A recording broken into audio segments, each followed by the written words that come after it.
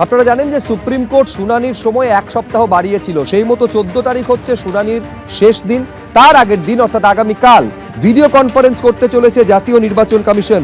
এই ভিডিও কনফারেন্সে জাতীয় নির্বাচন কমিশনের সঙ্গে বৈঠকে উপস্থিত থাকবেন রাজ্যের মুখ্য নির্বাচনী আধিকারিক, এছাড়াও রোল অবজারভার এবং ডিইও অর্থাৎ জেলা নির্বাচনী আধিকারিক, যারা জেলা শাসক।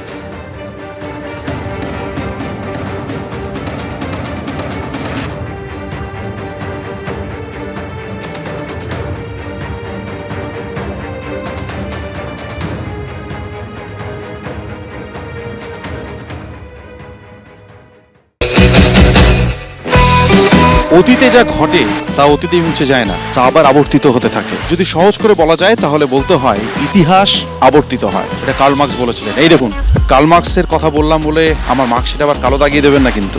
আসলে পরিস্থিতি এখন এমন হয়েছে, কোনো কিছু নিছক কোড করতেই ভয় লাগে।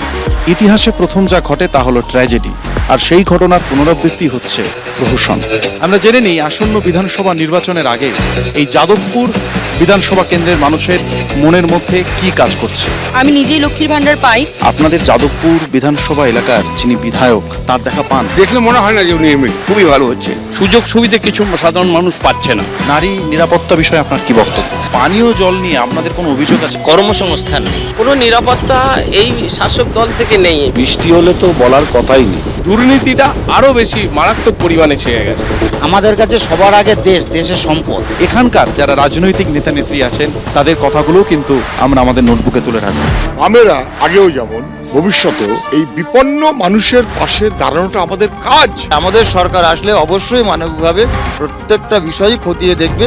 ওরা চেষ্টা করছে ওদের মতন প্রচার করতে, আমরা চেষ্টা করছি আমাদের মতন প্রচার করতে। যাদবপুর বিশ্ববিদ্যালয়ে আমরা দেখেছি যে প্রায়শই ছাত্র আন্দোলন, ছাত্রদের প্রতিবাদ, বিভিন্ন বিষয় নিয়ে সেই প্রতিবাদ চলে এবং কখনো কখনো সেই প্রতিবাদ এবং প্রতিবাদের আঁচ বিশ্ববিদ্যালয় ক্যাম্পাস থেকে বেরিয়ে রাস্তায় এসে দাঁড়ায়। মানুষের মনে প্রতিবাদের সুর ভয়ঙ্কর। যারা মনে করেছিল যে একটা পরিবর্তন হয়ে গেলে বুঝি কি লাভ হবে, তারা বুঝেছে পরিবর্তনে কি সর্বনাশ হচ্ছে। তৃণমূল সেখানে কখনো আছে, কখনো নেই, কখনো তারা কম্প্রোমাইজ করে চলে। সমস্ত রাজনৈতিক কর্মকাণ্ড এখানে চলছে। যাদবপুর বিশ্ববিদ্যালয়ে তথাকথিত উগ্রবাম এবং বাম তারা আর কাউকে ঢুকতেই দেবে না। সূত্রের খবর, এসআইআর খসড়া তালিকায় যাদবপুর থেকে বাদ গেছে 54,184 জনের নাম। এসআইআর শুনানিতে ডাকা হয়েছে যাদবপুর বিশ্ববিদ্যালয়ের উপাচার্য চিরঞ্জীব ভট্টাচার্যকেও, আর সেই নিয়ে ভোটের আগে যাদবপুর সরগরম। ভোটের দিন দুপুরবেলা 1-1:30টার পরে এই যে ভূতের নৃত্য হয় ভোটার লিস্টের, এটা নির্ভুল ভোটার তালিকা নয়।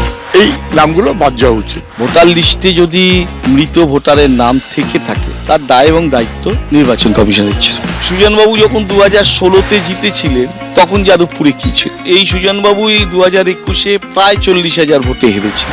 তখন তো তিনি বলেননি। এখানে বামফ্রন্টকে পিছনে রেখে আমরা দ্বিতীয় স্থান অর্জন করেছি এবং আমাদের থেকে তৃণমূলের ব্যবধান মাত্র 17,500 ভোটের। এই এসআইআর প্রক্রিয়াতে তুমুল তর্ক বিতর্ক চলেছে বিভিন্ন রাজনৈতিক মহলে। ইচ্ছাকৃতভাবে মানুষকে হেনস্থা করে ভোটার লিস্ট থেকে বাদ দেবার যে চেষ্টা নির্বাচন কমিশন করছে বকালমে বিজেপি, সেটা বিপজ্জনক। ফলস ভোটটা বন্ধ হলো, সুতরাং আমাদের জয়ের পথ এখানে একেবারে সুগম। আমরাও তো চাই যে ভোটের লিস্টটা সেটা সুচারুভাবে হওয়া দরকার। 2024 সালে সমীক্ষা বলছে পর্যটন থেকে ভারতবর্ষে ব্যবসা হয়েছে প্রায় $22 মিলিয়ন। শুধুমাত্র বিদেশি পর্যটক নয়, দেশের মধ্যে মানুষ ঘুরে বেরিয়েছেন প্রচুর। শুধু কেরল, মহারাষ্ট্র, রাজস্থান, কাশ্মীর নয়, ইউপি এবং তামিলনাড়ুতেও মানুষজন ঘুরতে গিয়েছে। এই সমস্ত কিছু দেখে শুনে মন ভালো হলেও নিজের রাজ্যের জন্য মনটা খারাপ হয়ে যায়। অথচ আমাদের রাজ্যে যথেষ্ট সম্ভাবনা আছে, ইতিহাস থেকে পাহাড়, জঙ্গল, সমস্ত কিছু। এমনকি কেরলের ব্যাক ওয়াটারের সঙ্গে পাল্লা দেওয়ার মতো সুন্দরবনের খাঁড়িও আছে, সমুদ্রও আছে। নেই শুধু ইচ্ছে। না ছিল সিপিএম আমলে, না আছে এখন। আমি আপনার প্রশ্নটাকে অস্বীকার করবো না, আরো তুলে আনার স্কোপ ছিল। যদিও সুন্দরবনটা ম্যাপে এসছে, পাহাড়টা খুব ভালোভাবে ম্যাপে এসছে, কিন্তু আরো অনেক আসার মতো সুযোগ ছিল। ভারতবর্ষেও ট্যুরিজমের অপার পোটেনশিয়াল আছে। বাংলা পথ দেখিয়েছে ভারতবর্ষ। আমরাই প্রথমে ট্যুরিজমকে ইন্ডাস্ট্রির দরজা দিয়েছি। আজকে বাংলার প্রত্যেকটা ট্যুরিস্ট স্পটে শ্রীমতী মমতা ব্যানার্জির সরকার হোমস্টের ব্যবস্থা করেছে। কিভাবে? মুখে নয়, তাদেরকে টাকা দিয়েছে। আপনি উত্তরবঙ্গে যান, সমস্ত রোজ নতুন নতুন ট্যুরিস্ট স্পটের আবিষ্কার হচ্ছে। সুন্দরবন 10 বছর যেখানে ছিল সেখানেই পড়ে আছে। পুরুলিয়া যেখানে ছিল সেখানে পড়ে আছে। ধরুন বকখালি, সেখানে আরো অনেক কিছু করা যেতে পারে। ভারতবর্ষে যে আমাদের ট্যুরিজম মিনিস্ট্রি, তার সঙ্গে যোগাযোগ করা এবং আমাদের পশ্চিমবঙ্গের যে রাজ্য সরকার সরকার তারাও কেন্দ্রীয় সরকারের সঙ্গে সমান তাল মিলিয়ে এটাকে যদি বাইরে প্রমোট করার চেষ্টা করেন, আমার মনে হয় যে ট্যুরিজম ক্ষেত্রটা আরো বেশি উন্নতির সম্ভাবনা আছে, এটুকু বলতে পারি। সামনে নির্বাচন আসছে, কেন্দ্রীয় যে বাজেট সেখানে জিএসটি কমেছে, কোনো সুবিধা হয়েছে? কেন্দ্রীয় সরকার যখন এইগুলো জিএসটি কে কমাবার একটা পরিকল্পনা নেয়, তার আগে এই পুঁজিপতি এবং কিছু ব্যবসায়ীকে এই খবরটা তাদের কাছে আগেই পৌঁছে যায়। তারা মার্কেটটাকে নিয়ন্ত্রণ করে একটু দরটা একটু বাড়িয়ে দিয়ে তারপরে জিএসটিটা কমলে পরে সাধারণ মানুষ কোনো তার এফেক্ট পায় না। নারী নিরাপত্তা বিষয়ে আপনার কি বক্তব্য? কাজের সূত্রে ধরো কলকাতায় থাকি তো সকালকার কোনো ব্যাপার না, রাতে করেও আসছি, অনেক মেয়েও তো দেখছি রাতে করে কোনো অসুবিধা নেই। যাদবপুর এলাকায় পানীয় জল নিয়ে আপনাদের কোনো অভিযোগ আছে বা কোনো সমস্যা আছে? আগে সেই আয়রন মার্কা জল, এখন সেই গার্ডেন রিচ জলের পর থেকে ফাটাফাটি জল। এখন জলের যে জল আগে কি হতো, আগে হট করে জল শেষ হয়ে যেত, এখন সেই সমস্যাটাও নেই। ইল্লিগাল বাড়ি হয়ে যাচ্ছে, 2 তলা হওয়ার জায়গায় সেখানে 3 তলা 4 তলা করে হয়ে যাচ্ছে। জল কমে যাচ্ছে, জল মানুষ পাচ্ছে না, আর জল কিনে খেতে হচ্ছে। জনগণের বার্তা যাবে কতদূর নির্বাচনের আগে ভাবছে যাদবপুর। আজকে আমার সফর এখানেই শেষ করলাম। গণতন্ত্রের বিকল্প একমাত্র গণতন্ত্রই। গণতন্ত্রে প্রশ্ন করা অধিকার নয়, কর্তব্যও বটে। আজ এই যাদবপুর বিধানসভা কেন্দ্রে আমি আমার কর্তব্য করলাম। আপনারা দেখতে থাকুন তারকার চোখে তারকা কেন্দ্র। নির্বাচনের আগে রাজনৈতিক মঞ্চ থেকে দেদার প্রবচন কানে আসছে, কিন্তু সেই সব প্রবচন স্ক্যান করে আদতে কি সারমর্ম উদ্ধার করেছে জেন জি? বোঝালেই তারা বুঝছেন নাকি অন্য কিছু ভাবছেন? চলুন আজ দমদম বিধানসভা কেন্দ্র ঘুরতে ঘুরতে দেখি জেন জি বলছে কি। আসুন আমার সাথে। আমি 10-এ 10 দেবো, কারণ এখানে উন্নয়ন খুবই ভালো। পুরো জিরো।